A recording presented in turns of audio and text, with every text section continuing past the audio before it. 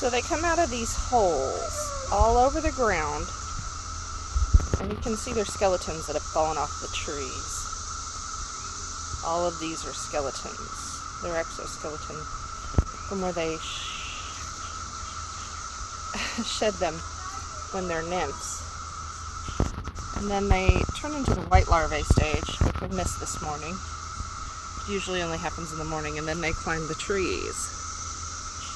When they make it to the top of the trees or wherever they're going, then they start to sing. But they're everywhere. That's what that low hum is.